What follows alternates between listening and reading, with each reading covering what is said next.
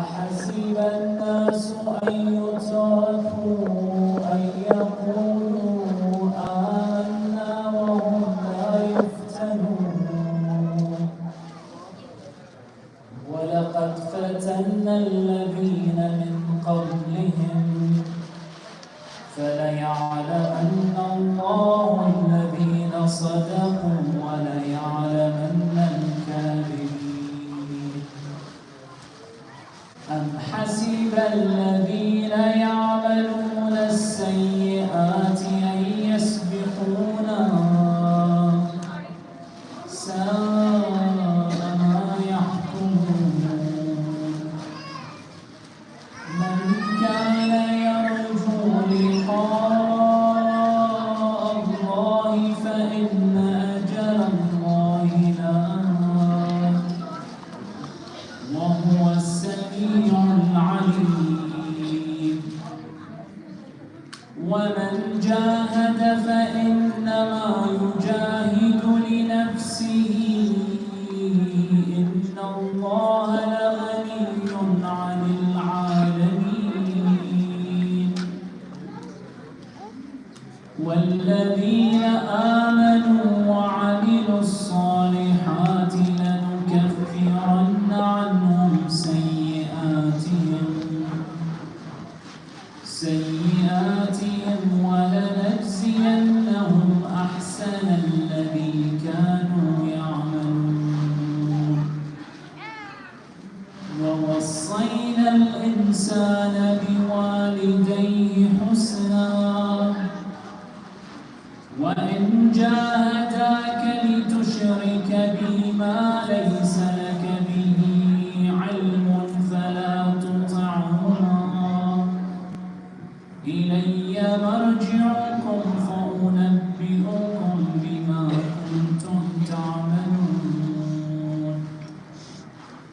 والذين آمنوا وعملوا الصالحات لندخلنهم في الصالحين. ومن الناس من يقول آمنا بالله فإذا أوذي في الله جعل فتنة الناس كعذاب الله ولئن جاء من ربك ليقولن إنا كنا معكم أوليس الله بأعلم بما في صدور العالمين. وليعلمن الله الذين آمنوا وليعلمن المنافقين. وقال الذين كفروا للذين آمنوا اتبعوا سبيلنا ولنحمل خطاياكم وما هم بحاملين من خطاياهم من شيء إنهم لكاذبون. وليحملن أثقالهم وأثقالا مع أثقالهم وليسألن يوم القيامة عما كانوا يفترون. ولقد أرسلنا نوحا إلى قومه فلبث فيهم 1000 سنة إلا 50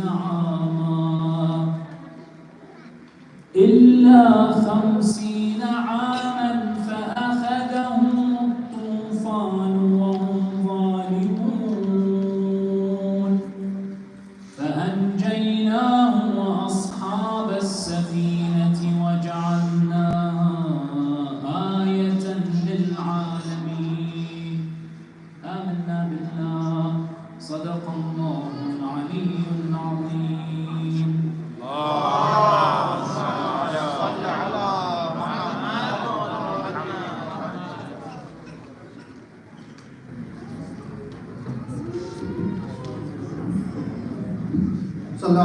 محمد وآل محمد. اللهم صل على محمد وآل محمد. Inshallah, before we continue, we have one of her young sisters, Sister Nahal, will be presenting a poem. Please welcome her with a salawat ala Muhammad wa ala Muhammad. اللهم صل على محمد وآل محمد. Assalamu alaikum, brothers and sisters. My condolences for this occasion. Tonight, I'll present a poem titled Imam Ali alayhi salam with her prose. Imam Ali alayhi salam says, a flower nipped in the bud. It was from paradise, and it went to paradise, but has left its fragrance in my mind.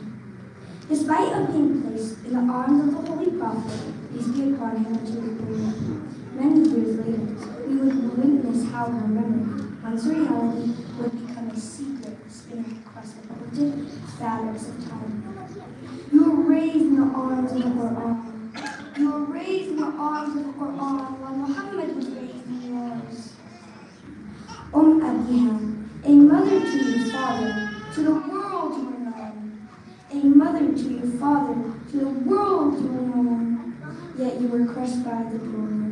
Yet you were crushed by the door and you're tearing through your flesh and bones, squeezing the life out of a prince not fairly grown. Mohsin would wail inside. Mohsin would wail inside, like a saying under the hooves, like a saying under the hooves, and choke in his own blood like his brother Hassan, the master of the youth. A crushed rose became a warrior. Love was her crime. Love were the thorns she carried through the silence of her nights, withering away like a short-lived star in the company of the moon, leaving a void in space that cannot be replaced. And though her stem wilted and her petals dried, everything she stood for was nothing short of beauty and will always live on till the end of time. Inna lillahi wa inna ilayhi raji'un. Salli ala Muhammad wa ala Muhammad. اللهم صل على محمد.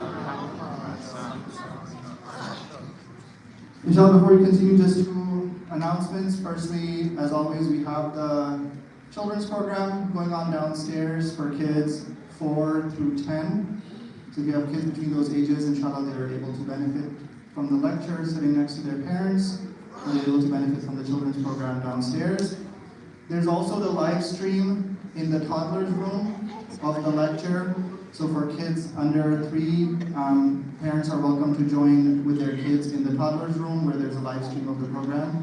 Inshallah, that way everybody can benefit from the lecture. Alhamdulillah, we're honored and blessed to have Shaykh Mahdi joining us one more time for these sacred nights. Shaykh Mahdi is not a stranger to this community. Alhamdulillah, we're honored to have him here one more time. So inshallah, let's welcome him for the majlis with the salawat ala Muhammad wa ala Muhammad.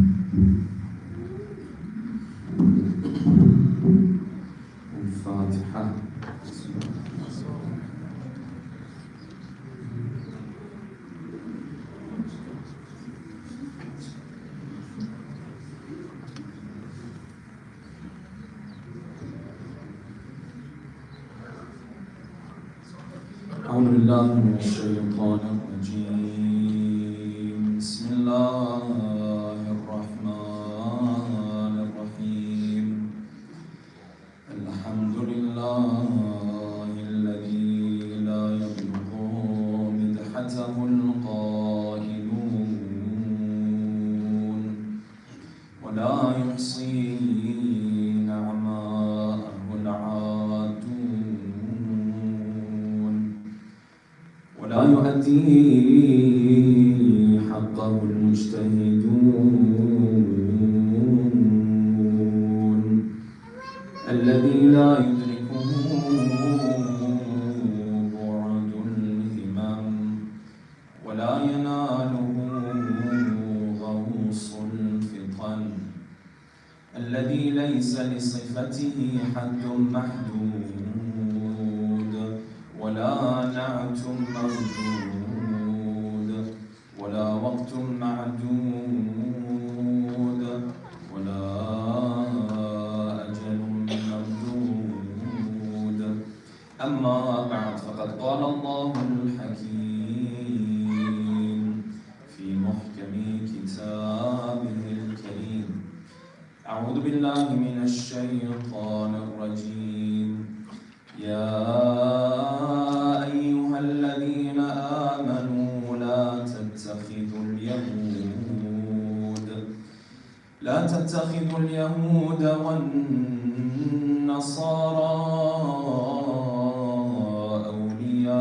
أولياء بعضهم أولياء بعض ومن يتولهم منكم فإنه منهم إن الله لا يهدي القوم الظالمين صدق الله العلي العظيم صلوات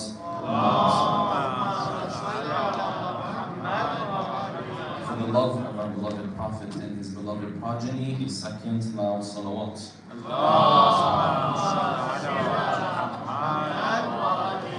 For the hastening in the return of our beloved 12th Imam, a third final loud salawat.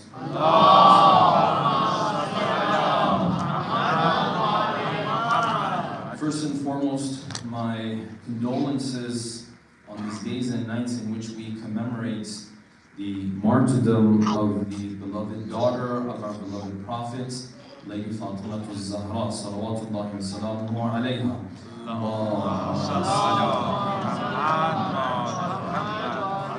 Inshallah, for tonight's talk, we'll be discussing a very crucial topic that directly correlates with the life of Lady Fatima, and that is the topic of Islamic identity. This is something that you find very clearly in the life of the daughter of the Prophet, because especially coming closer and closer to the end of her life, there were certain stances that Lady Fatima had to take that would remain in history forever.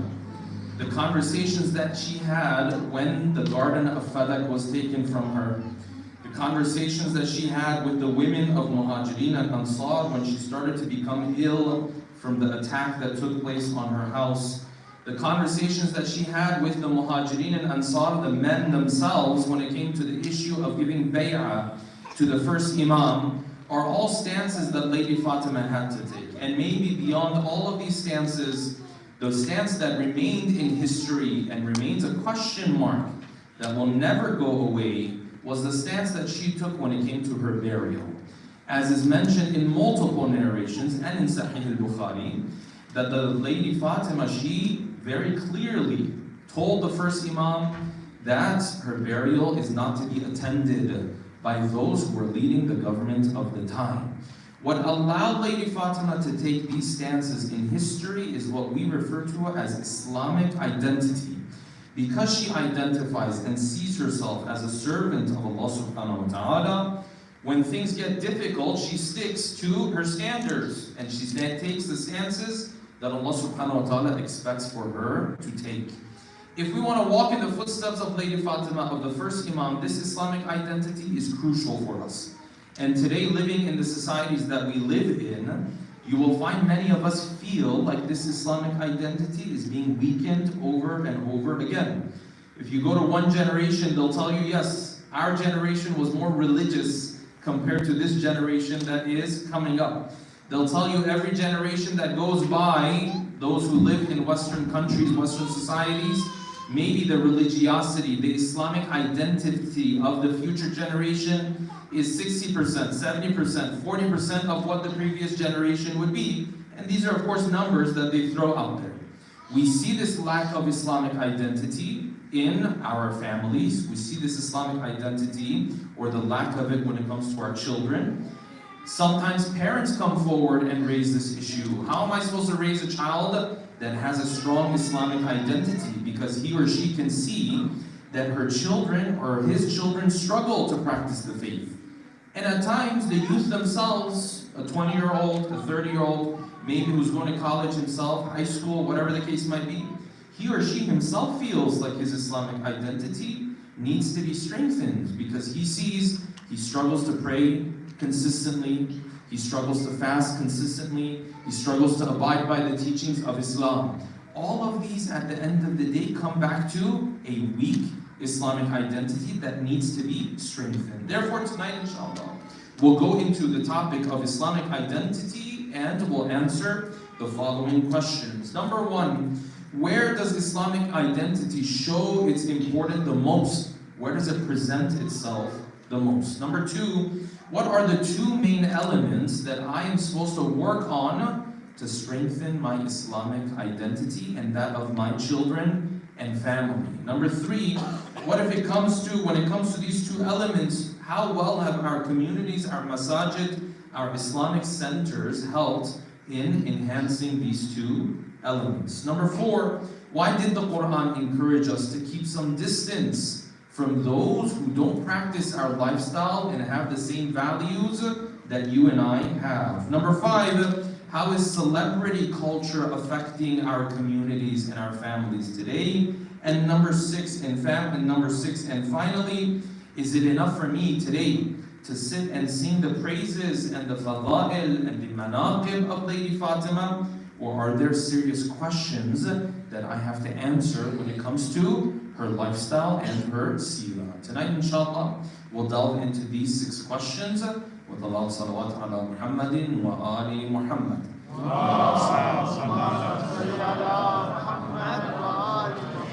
Let's begin from here. What do we mean exactly by Islamic identity? If you went to a Muslim and you asked him as a Muslim, what are the many things that you have to do? He'll give you a very long list. He'll tell you I have to pray, I have to fast, I have to perform hajj, I have to do well to my parents, and this list goes on and on. Those are teachings of Islam, those are duties that Islam put on our shoulders.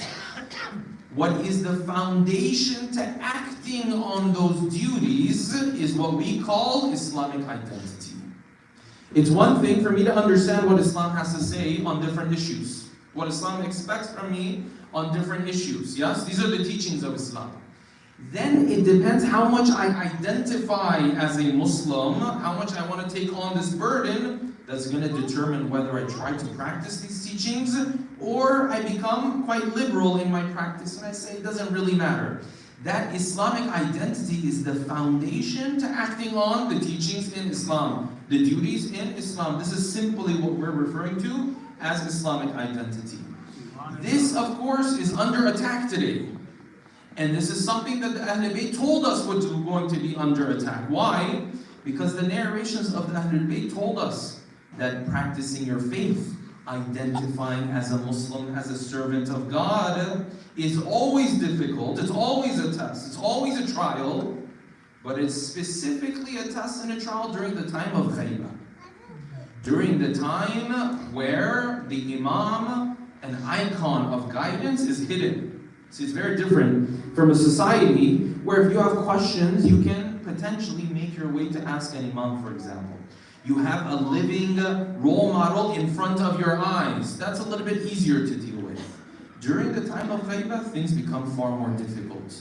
Hence why the 6th Imam, Al-Imam As-Sadiq, salawatullah,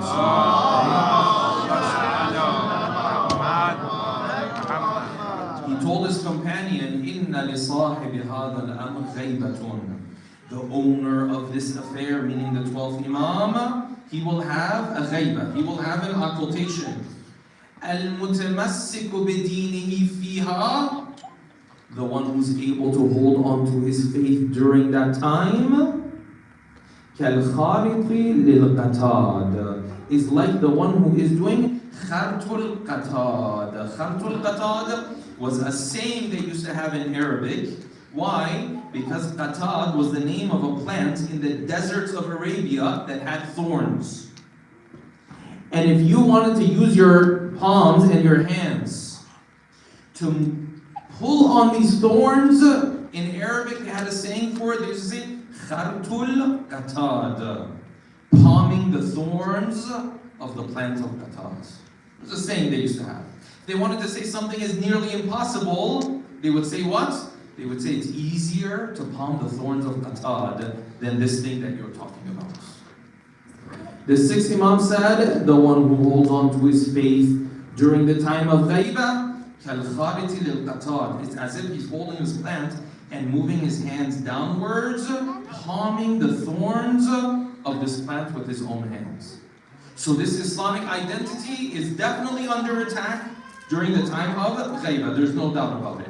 So let's see what are the main two elements that builds Islamic identity. I will mention them briefly and then we'll break them down one by one. Number one, the first element that builds Islamic identity, that gives me the best shot at acting upon the teachings of Islam. We all don't know what's going to happen in the moment that we are tested, yes? But I can build my Islamic identity to give me the best shot when Allah subhanahu wa ta'ala does test me.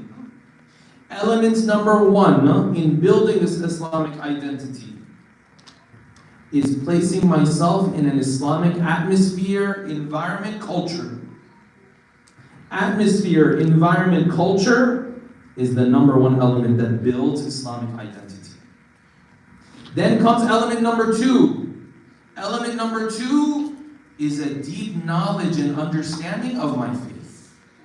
So element number one is the type of environment I place myself in. What does that mean? We're going to break that down. Number two, the knowledge that I gain about my faith. Not basic knowledge, not superficial knowledge. That might work for another time. In today's day and age, it does not work. That's not enough. Deep understanding of my faith. These are the two main elements that build Islamic identity. And unfortunately, our community centers don't do a good job on either of them. Typically, alhamdulillah, here might be a different story, yes? But typically, they don't do a good job with either of them. So let's break down the first of these elements. Atmosphere, culture, environment. When I surround myself with Allah, salawat, please.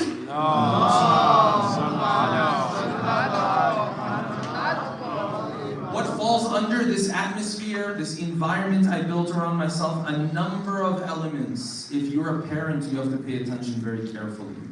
If you're a youth, you have to pay attention very carefully.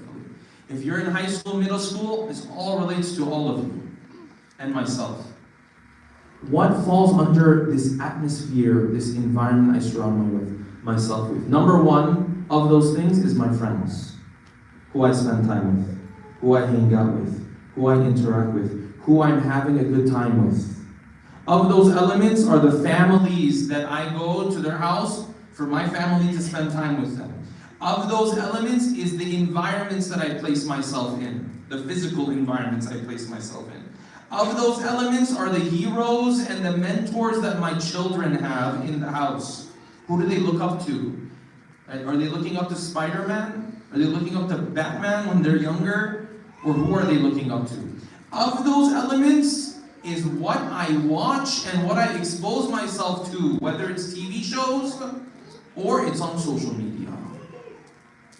Now, before breaking down each one of these and understanding more what Islam had to tell us about each one of these, this issue of how culture and the environment I place myself in and the atmosphere I build around my family, how it impacts the Islamic upbringing of my child, is severely underestimated in Muslim families. The culture that's produced in this country is infiltrating all of the countries of the world. Korea is being impacted by it. Arab countries are being impacted by it. Now TV shows that are made here, there's Arabic versions made of it where? Made of them over there. I don't know, Europe is being impacted by this culture. And then we have Muslim families sitting there saying, MashaAllah, Shaikh, I don't have a problem. Alhamdulillah, our family is not impacted by these things. No, humbly I say you're being too naive. The whole world is being impacted by the culture that's exported from here. And then we have families sit there, Shaykh, I put my child in a non-Islamic environment, non-Islamic friends, non-Islamic culture, but I told him he has to pray. Sorry, that's not enough. That's not going to cut it.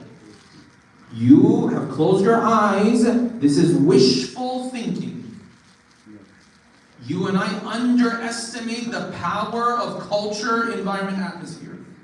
Muslim families, Shia and Sunni, they underestimate this. This is crucial. Why did the Quran come forward and the Ahl Bayt come forward and say, of those elements you have to be careful of, is tashabbuh bil kuffar, is taking on practices that exclusively kuffar take on. There's culture, it's dominant amongst Muslim and non-Muslim, that's completely fine, yes? And then there's culture that's specifically for who? For kuffar, for mushrikeen. You're having some water with your friend, yes? And then the Quran came and said, the Ahl Bayt came and said, listen, in this drinking of water that you're doing, if you tap your glasses, this is just an example, tap your glasses the way people do when they're drinking, yes? This is haram, you're not allowed to do this. Why? Because the importance of atmosphere, because the importance of the culture you're building around yourself, the environment you're building around yourself. Hence the verse Imam Ali ibn Abi Talib, salawatullahi wa salamu alayhi, he said, قَلَّ مَنْ تَشَبَّهَ بِقَوْمٍ. Very little does it happen that someone acts like a group of people, إِلَّا أَوْشَكَ أَن يَكُونَ مِنْهُمْ, unless that he slowly becomes one of them. What are the Ahl Bayt talking about? They're talking about what type of culture you surround yourself with. See, don't do tashabbuh bil kuffar. Now, this is why in the Quran you have a terminology that a lot of scholars have differences of opinion on. The Quran came and said, Ya ayyuhal ladhina amanu, la tattakhidul yahuda wal nasara awliya. O you who believe, do not take the Jews and the Christians as awliya. Now, some people translate this as friends. This is clearly incorrect. No, awliya means that type of friend who is so close and near and dear to you that you start to become like him. You take on his lifestyle, you take on his practices, you take on his values. The Quran said, no, that is where you draw the line.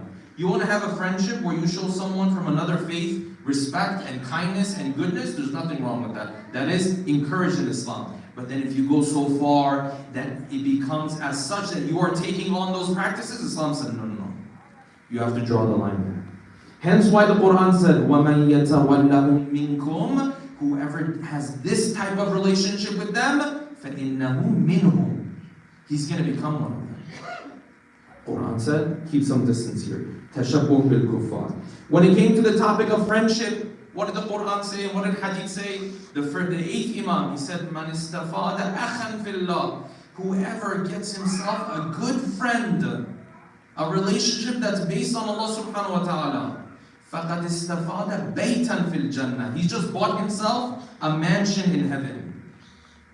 Just because he got this good friend. That's how it works. And the Quran made it very clear, and this is my message to all the youngsters here, the Quran made it very clear. There's no such thing as a neutral friend. Pay attention. This is the most important thing we're going to mention tonight. There is no such thing as a neutral friend. You know, sometimes you have relations with people, friendships with people, and you're like, it's not really a big deal. He's not the best person, but the relationship's not really making me do anything. It's not a big deal. The Quran said on the day of judgment when people come, friends, there's no such thing as neutral friends. Either they begin to love each other more on the day of judgment, or they start to hate each other more on the day of judgment. There's no in between. Quran said, Al-akhillahu yawma'idhin ba'duhum li ba'din adu. Friends show up on that day, all of a sudden they're enemies. Illa al-muttaqeen. Except for those who are God-wary. So there are friends who on the day of judgment heavily dislike each other. There are friends who begin to enhance that friendship on the day of judgment. There is no such thing as neutral friendship. Oh, it's just a friendship, it's not a big deal, Sometimes we go here and then he drinks with this friend, but I'm not a part of this. This is neutral friendship, doesn't exist. Either your friend is pulling you down or he's pushing you upwards. There's no separate category. Moving on. What did the Quran say also? Celebrity culture, brothers and sisters. I see these celebrities online, on my social media, on TV shows. This is affecting us. The first Imam has a beautiful line. He said what? He said, Al-qalbu mushaful basar. He said, your heart is the canvas of your eyes. Your heart is the canvas of your eyes. That which you see, you are etching into your heart. Oh, Shaykh, it's just a TV show. Sure, but don't deny the impact that it has. Don't deny the effect that it has. No, it's affecting you. It is impacting you. Doesn't necessarily mean it's all haram, but you have to be aware of this impact. Because your Islamic identity and that of your children are already under attack. So now you have to strengthen it at times. So sometimes you might have to say no to certain things that are not haram. But I say no to them, not because they're haram, but because they weaken my Islamic identity. They're putting the wrong mentors in front of my children. The celebrities that are showing up, that are some of the worst people you come across in this country. They're putting that in front of my child, it's impacting him. Al-qalbu mushaful basar. What you see is being written on your heart. It's being etched into your heart. Moving on. What else did they say? They said, listen, TV shows, social media. You know, back in the day, we had to tell people social media has an impact on you. It's influencing you. Today, we don't have to do that because people on social media are called influencers. I mean, they've made it so clear now. He didn't come and say, listen, I'm just your friend. I just want to show you this product. No, he calls himself, I'm here to influence you. He's an influencer. So the fifth Imam has a beautiful narration. Al-Imam al-Baqir, salawatullah wa salamu alayhi.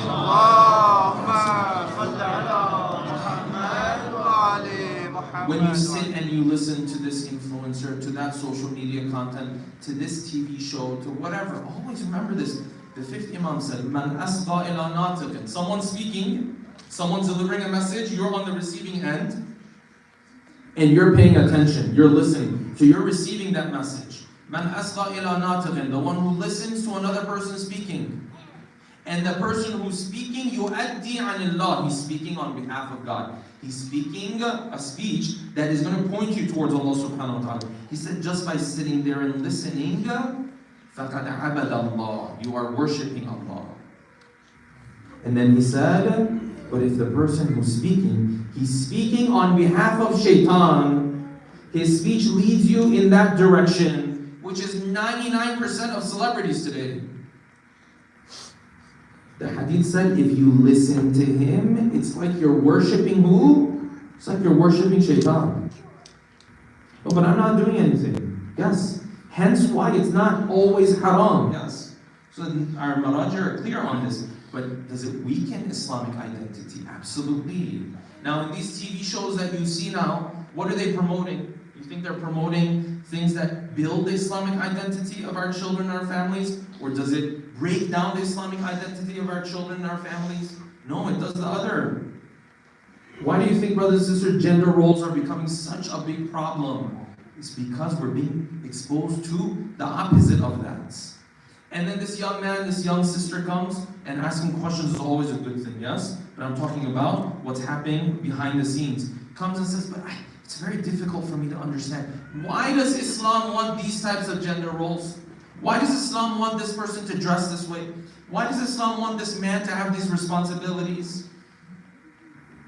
What he or she doesn't understand, even though the question is a valid question, but what we don't understand is we're being bombarded with the opposite of this. Hence the opposite has become the default. Hence even when a logical answer is given to us, still we can't accept it.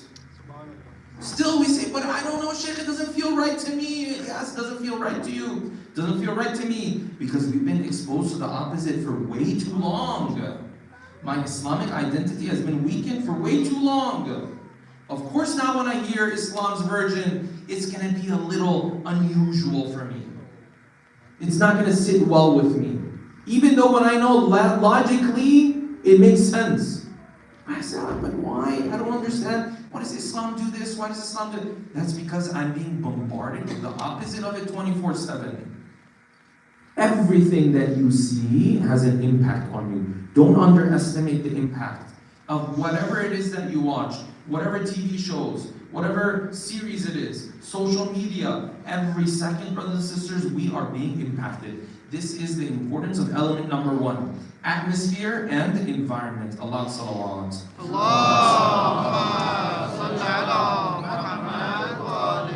Let's move on to element number 2. Element number 2 is having a deep knowledge of my religion. Why? Because of 2 main reasons. When you gain deep knowledge of your religion, 2 things happen. Number 1, the realities that Quran and Hadith speak of, which are abstract realities. Who's seen heaven anyways? Who's seen hellfire anyways? Who's seen Nakir and Munkar anyways? Who's seen the Day of Judgment anyways? Nobody. Nobody alive has seen these things. So they're what? Vague, abstract concepts. Somewhere over there, When you gain deeper knowledge about these concepts, they become closer and closer. They become more concrete. See, the Quran could have come forward and said, listen, Ya ayyuhalladhina amanu, O you who believe, if you do good in this world, you'll be given heaven. And if you do bad, you'll deal with hellfire. Khalas, we're done. Couldn't the Quran have come and done this? Yes. But what did the Quran do? Did the Quran come and just say it like this? No. The Quran came and described for you and I what people say when they're being raised from the grave, what people say when they show up to Mahshar, where their eyes are looking when they're walking up to the Mahshar where everyone has gathered, what they're thinking when they put their eyes down because the punishment is so heavy, the excitement that the people of heaven have coming closer and closer to heaven. The Quran described all of these in detail. Why? Because it takes an abstract reality and turns it concrete for you. Yes? You know how sometimes you hear about a figure and then you watch the movie about the life of that figure? What's the difference between the movie and the information you had before? A million details you've learned. And you say, yeah, this figure, I know what his kitchen used to look like. It's a reality for you. So the Quran said, didn't just stop at saying, yes, the Day of Judgment is going to come and then this is going to happen. No, the Quran said, إِذَا وَقَعَتِ الْوَاقِعَةِ. You know what's going to happen? إِذَا رُجَّتِ الْأَرْضُ رَجَّةً. When the earth starts shaking. وَبُسَّتِ الْجِبَالُ بَسًّا. These mountains are going to implode and then we're going to remove them from the earth and then human beings are going to be called and they come out of their graves. And then the Quran described for us people in heaven, عَلَى سُرُرٍ مَوْضُونَ. They're going to be on these thrones, مُتَّكِئِينَ عَلَيْهَا مُتَقَابِلِينَ. They're sitting in front of each other. They have fruits that are so close to each other. They have water and springs that are running beneath their feet. They have the shade of trees upon them. Ya Allah, why all these details? Because now that's something you can picture. Because now that's something concrete for you. It's not some abstract concept in the middle of nowhere. When you learn about Islam deeper and deeper, this is what happens. Vague concepts become concrete realities. Same thing when it comes to the life of the Prophet and the Ahl Bayt. When you learn about them, they don't become, yes, I had a third Imam, but I don't really know what happened there. No, it becomes, no. The fourth Imam, he went here, and then he went there, and then we went and visited where he went. Yes, we went for Ziyarah, we visited where he went. We went to Mecca, we visited where our Prophet used to walk. Oh, over here is when he said this. Over there is when he said that. It's not an abstract thing anymore.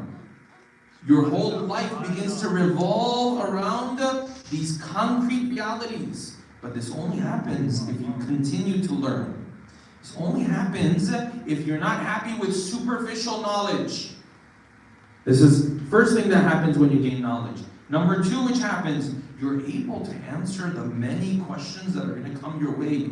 Not as a muballigh, not as a speaker, just for yourself, for your own family, for your own children. Today, everything you believe in is being questioned. Everything. I'll give you this example. Imagine a child comes to masjid, or adults. This is a question that come up for anybody. We say, okay, we're going to recite Surah Al-Fatiha for the marhumin of this person. Happens all the time, yes? Okay, so this 10-year-old turns to his father and says, how come we're reciting Surah Fatiha for him, but he didn't do anything to deserve this Surah Fatiha? So can I just go through life without really doing anything, and inshallah people recite Fatiha for me. You know how many parents I've talked to, they say, Shaykh, I'm not worried about my children. I just want them to come and recite Fatiha for me. So I tell them that's a very low standard. That aim a little bit higher. As long as they come to my grave and they recite a Fatiha, Shaykh, they'll be fine. No, that's too low of a standard. Okay, so this Fatiha that we recite, simple question, yes? Today, it's not enough for me to come and say, yes, Lady Fatima was the most amazing of all.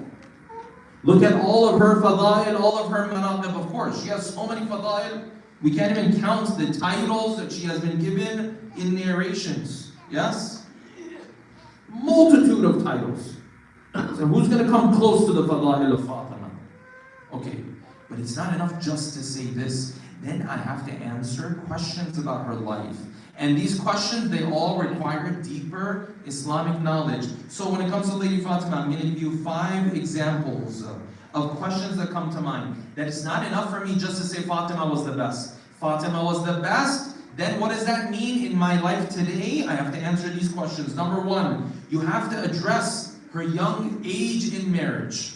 You know this issue that comes up as it relates to some of the wives of the Prophet, yes? Same issue comes up when it comes to Lady Fatima. So what does that mean in today's world? Of course, Islam doesn't promote that in today's world. 1400 years ago, the situation was very different. But what is Islam's approach on this issue? See, it's not enough for me to come and just say, Fatima is amazing. No, I have to say that, and then I have to gain deeper knowledge. Number 1, the age of her marriage. Number 2, the role that she played in the house. What type of role did she play?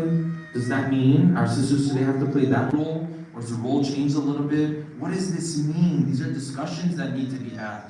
Number 3, of those things I have to answer, is her role in society. So Fatima Zahra came in the masjid of the Prophet, they put a curtain in front of her, and she began to give khutbah fadakiyya. So what does that mean for you and I today?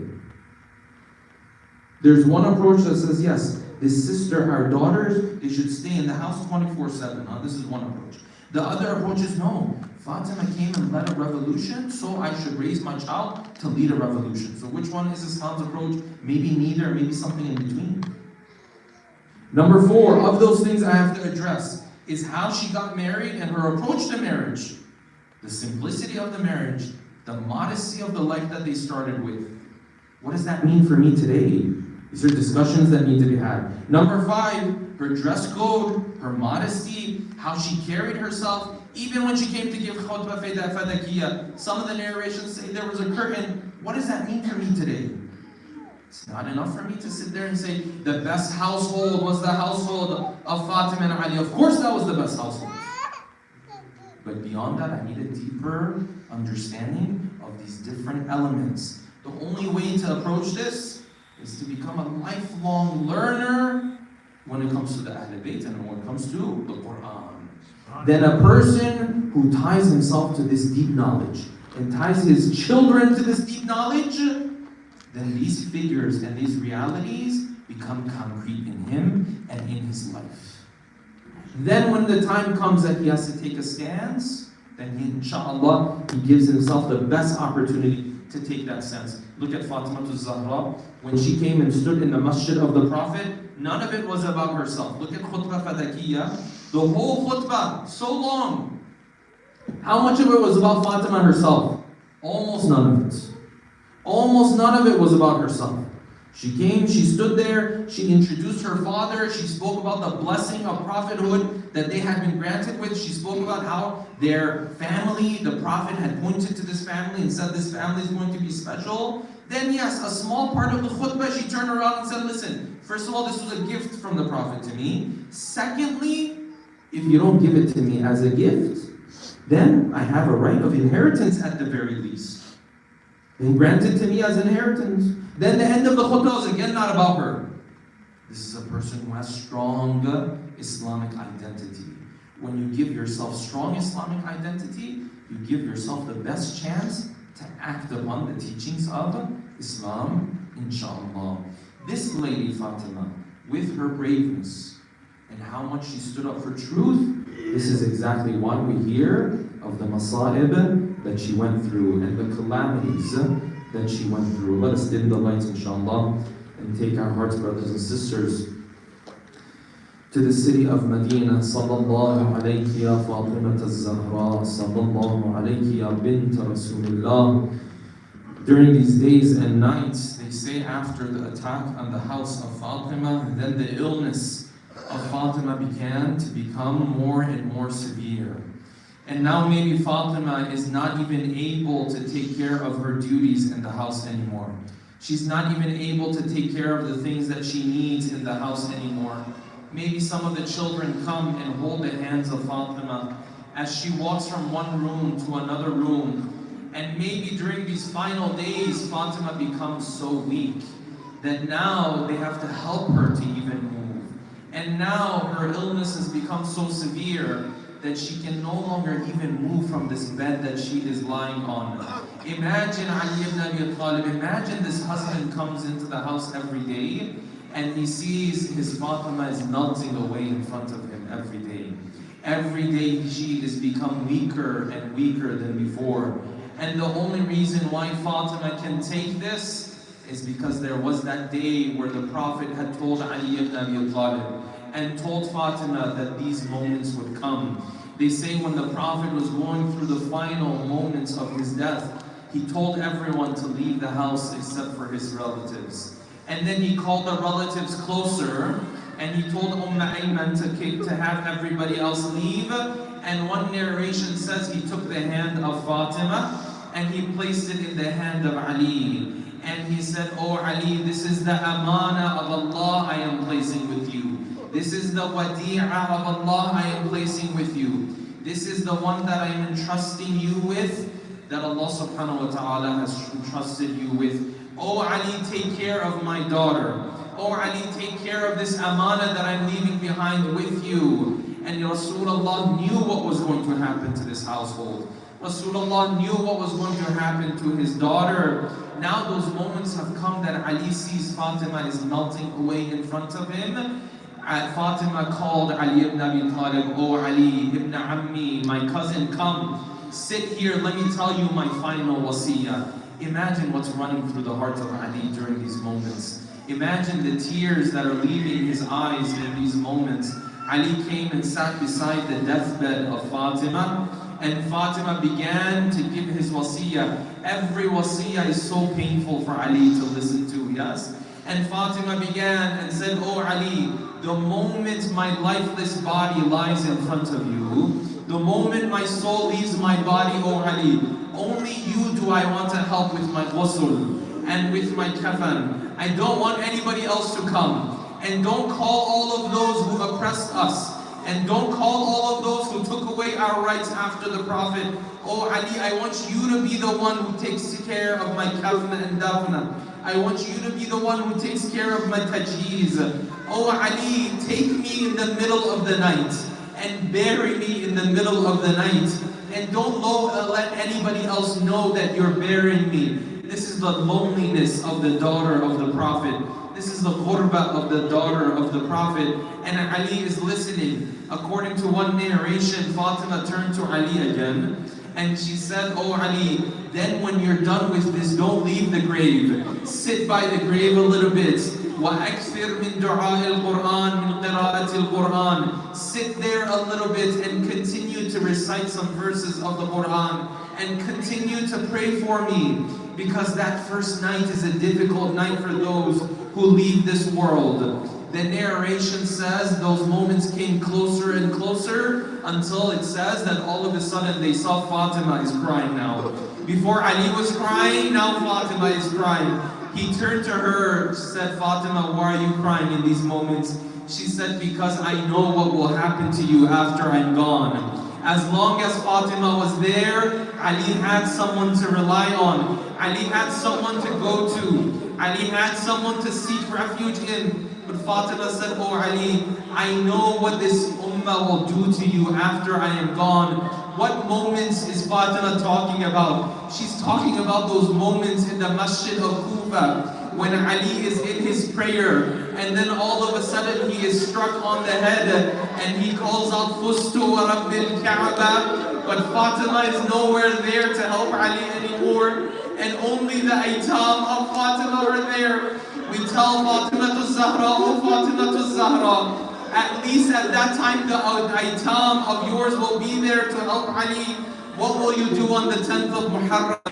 When Hussein is in the plains of Karbala and there is no one to hear the call of Hussein, and he keeps calling out, Hal min Nasirin yansuruna. He keeps saying, is there anybody to help us? And there's no voices to be heard. And Zainab starts running towards the Qatligah, except by the time she gets there, it's too late. And Hussein's life has been taken, and his head has been removed. Oh Fatima, what will you do when these masahib come? ألا لعنة الله على القوم الظالمين وسيعلم الذين ظلموا أي منقلب ينقلبون. Let us take a moment to recite Surah Al-Fatiha for all of the marhumin and marhumat, the marhumin and marhumat of the Ummah, the marhumin and the marhumat of the sponsors of these majalis, and all of those who have made these majalis possible, and all of the marhumin and marhumat and the shuhada of Palestine and Lebanon, and those who are oppressed during these times. With Allah, salawat ala Muhammadin wa ali Muhammad.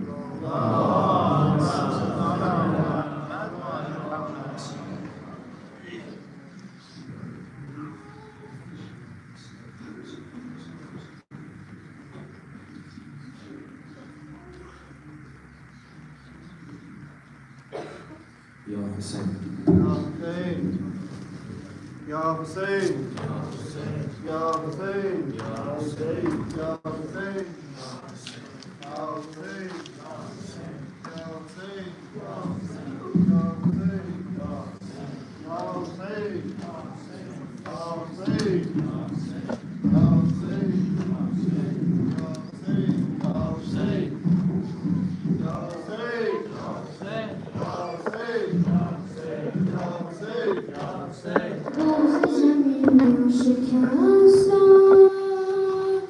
Don't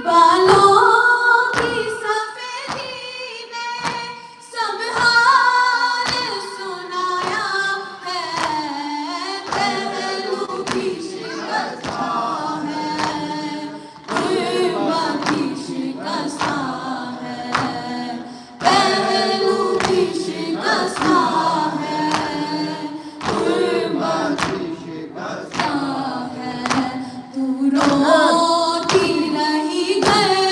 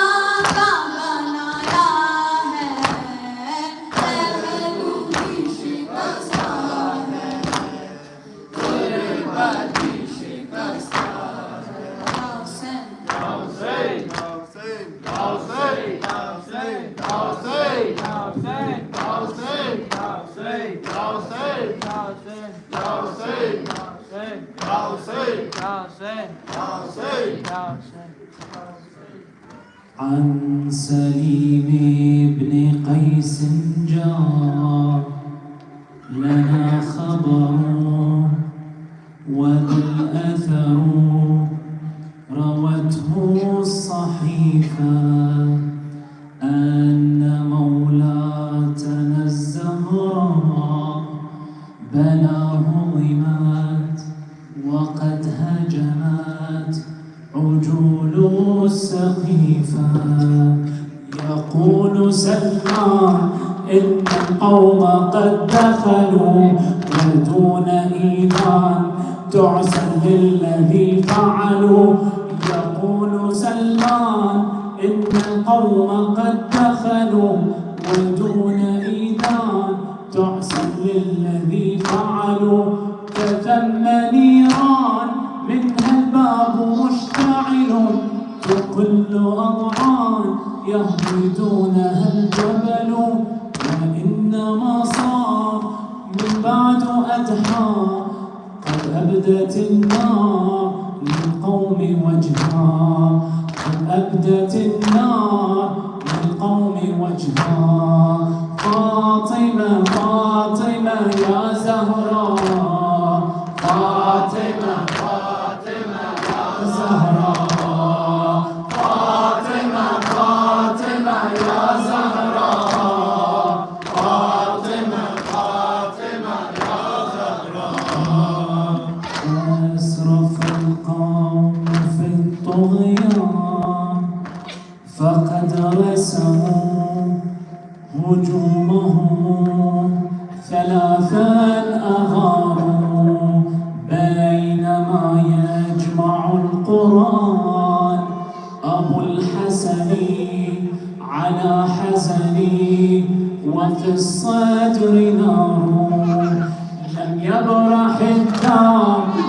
أخفى النبي ثرى تحريفه صار في أن يجمع السورى لديه أخبار ما يجري وقد أمر صبرا على الثار أفدي منه مصطبرا لقالع الباب قال النبي إن تلقى أصحاب قم يا علي لقالع الباب قال النبي إن تلقى أصحاب قم يا علي فاطمة فاطمة يا زهراء فاطمة فاطمة يا زهراء فاطمة فاطمة يا زهراء فاطمة فاطمة يا زهراء فاطمة فاطمة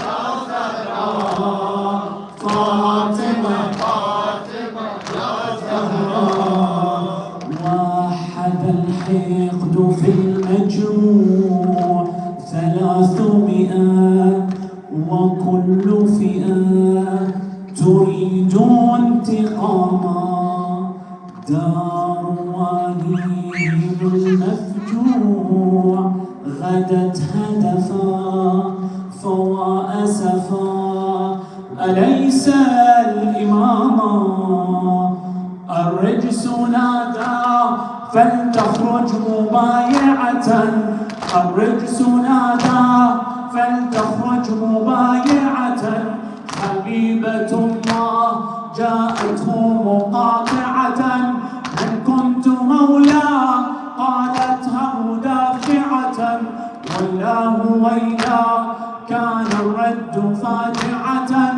الرجس نادى فلتخرج مبايعة حبيبة الله جاءته مقاطعة من كنت مولاه قالتها مدافعة ويلاه ويلا كان الرد فاجعة سأحرق الدار على ذويها وتأكل النار من كان فيها سأحرق الدار على ذويها وتأكل النار من كان فيها فاطمة فاطمة يا زهراء فاطمة فاطمة يا زهراء فاطمة فاطمة يا زهراء فاطمة فاطمة يا زهراء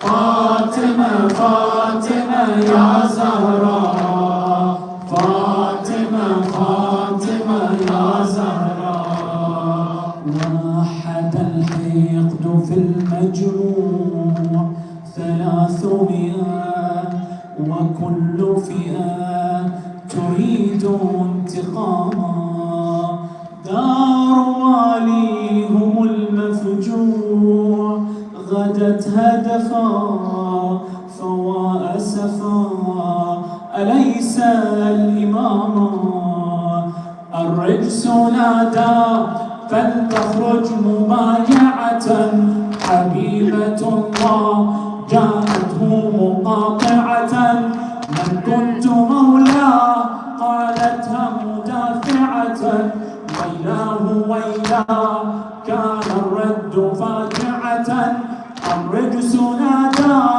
فلتخرج مبايعة حبيبة الله جاءته مقاطعة من كنت مولاه قالتها مدافعة ويلاه ويلا كان الرد فاجعة سأحرق الدار على ذويها وتأكل النار من كان فيها فاطمة فاطمة يا زهراء فاطمة فاطمة يا زهراء فاطمة فاطمة يا زهراء فاطمة فاطمة يا زهراء فاطمة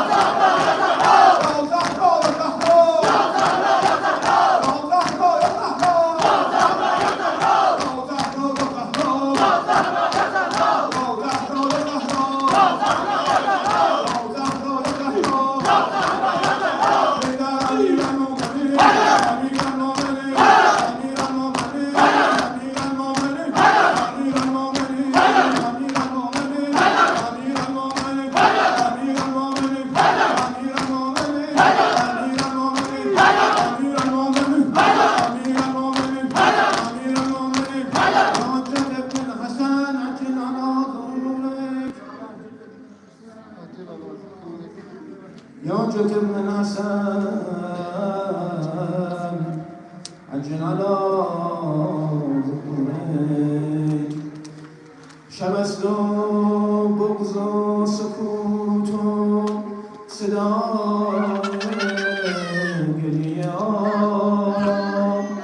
تمام قصه عالم نشسته در محراب نگاه کن که بینی چگونه میبارد مصیبت از در و دیوار خانه ارباب